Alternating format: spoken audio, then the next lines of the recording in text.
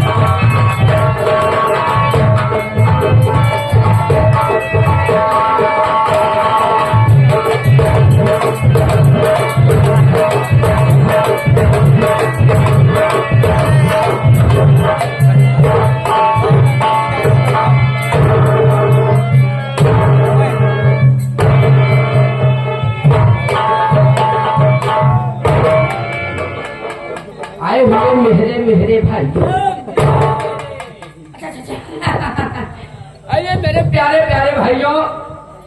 एवं सभी दर्शक बंधुओं के सेवा में मेरी पहली बात है। पहली बात है मैं आप लोग के सेवा में कुछ कहने वाला हूँ, कह भी रहा हूँ, कहने चल भी रहा हूँ और आप सब मेरी बात को सुनने वाले हैं, सुन भी रहे हैं, सुनने चल भी रहे हैं। बड़े खुशी की बात और बड़े सौभाग्य की बात और अत्यंत दुख की भी बात है कि आज आप लोग के बीच में हमारे प्रामादरणीय श्री भंडारी लाल मास्टर साहब जो भगवान को प्यारे हो गए, उनके आत्मा की शांति है तो हमारे प्रामादरणीय हमारे जितेंद्र भैया सभासद जी और सभी पूरे ग्रामवासी मिलकर के विचार और सहयोग बना करके अपने मास्टर साहब के यादों को ताजा करने के लिए हमारे जितेंद्र भैया मास्टर स्वर्गीय श्री भंडारी लाल पायटी जी का आयोजन किए हुए हैं और उनके यादों को ताजा करने के लिए आप सबके दर्शनार्थ में और आप सबकी सेवा करने के लिए हम सभी कलाकारों को बुलवाया गया है। तो जब आप लोग की सेवा में कुछ कहने वाला हूँ, कह भी रहा हूँ, कहने चल भी रहा हूँ और आप सब मेरी बात को सुनने वाले हैं, सुन भी रहे हैं, सुनने चल भी रहे हैं, तो आप लोग मजा लेने के लिए आए हुए हैं, मनोरंजन लेने के लिए आए हुए हैं। तो अपने सभी दर्शक बंधुओं से निवेदन करेंगे इसलिए कि कलाकार मैं नहीं, कलाकार तो आप लोग हैं बाबू। कहते हैं जो चौकी पे होता है चौकीदार होता है, जो जमीन पे होता है जमींदार होता है। तो हम लोग के जमींदार आप ही सब हैं। आप सब प्रेम पूर्वक बैठ करके और शांति का प्रदर्शन करते हुए आप सब अपने संगीत और हमारे गीत का आप सब आनंद और लुत्फ उठाएं। इसलिए कि आप ही की सेवा में हमारे स्वर्गीय श्री भंडारी लाल मास्टर और हमारे इदरीस मैनेजर साहब और हमारे संचालक निरोधक हमारे भजेंद्र राम यादव भैया जी की तरफ से जो आपके सभा में और आपके बीच में पार्टी है, इसको आप लोग भली भार जानते हैं। ये पार्टी यही की है और यही के कलाकार हैं, हम सब भी आपके ही बच्चे हैं। तो जब आप लोग मजा और मनोरंजन लेने के लिए आए हुए हैं तो आप लोग शांति का परिचय दीजिएगा। ये मजा आई कब जब आप सब रात में थाना रहा तब ना ही पता लगे बाय हल्ला गुल्ला मचावई लागा और हम रात भर करब सवेरे अपने अपने घरे जाकर का बताइए आप मास्टर भंडारी लाल का पार्टी आई रही जो करवा रतिया भाई नजनी कैसे करे की तनकों जनाती न बात। तो आज वैसे खड़े खड़े करवा गया तो हम जना जिम्मेदारी न ले। अगर आप लोग बैठ करके प्रेम पूर्वक शांति का व्यवस्था देते हुए अगर आप लोग प्रोग्राम को देखेंगे तो इतना मजा दे कि जौन मजा ले पाया ले और जौन न ले पाया तनिक अपने आंखों का खिलाए गया। लेकिन जब आप लोग मजा और मनोरंजन लेने के लिए आए हुए हैं तो मजा लेने के पहले मैं आप लोग को थोड़ा सा कष्ट देना चाहता हूँ। कितना दिन डेराई को हुए हैं कि कौन कष्ट दे यार जो करवा सा इतना दिन डेराई को नहीं, लेकिन कष्ट ही देना चाहता हूँ कि आप सबको कहीं आना है और ना कहीं जाना है, ना कहीं आना है और ना कहीं जाना है। सिर्फ बैठे बैठे एक बार प्रेम से भगवान का नाम लेना है, उस परम पिता परमेश्वर का नाम लेना है जिसने हम आपको और इस संसार को बनाया है। अगर चाहे भगवान का नाम ले ली जाए, जगह पवित्र हो जाए, भगवान का वास हो जाए, उसके बाद रतिया और मजा हमका तनके उतराज नहीं। तो सबके मजा बिना इतना बढ़िया मार छाट के लिए आई अपने अपने मन का बेराई हो गई, हमरे लाहे भाई हमरे लाहे बा, लेकिन हमने भी एक न छोड़े हो गया। लेकिन अभी आप लोग का लाइसेंस नहीं बना है, लाइसेंस बनाए सिर्फ हमारे, चाहे रात भी न चाहिए गवाही चाहे लेके भाग जाए। तो चला अगर आप लोग मनोरंजन नहीं किया तो बात पर पार्टियां भगवान का नाम लेगा, इतना जम के जय बोल दिया, इतना जम के जय बोल दिया कि आज भगवानों के एहसास हो जाए कि आज हमारे केहू कराता है, तो जय कार कराता है हम खुश हो जाए।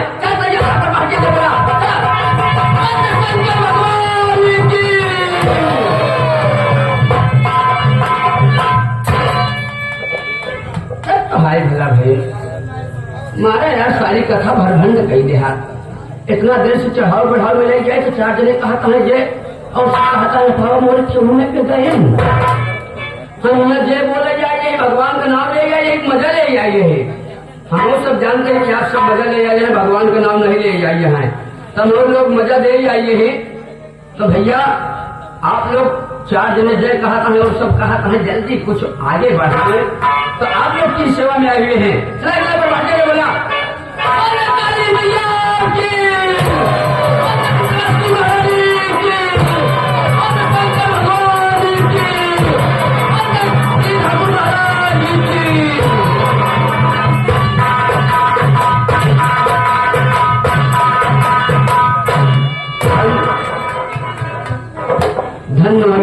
भारत के नौजवान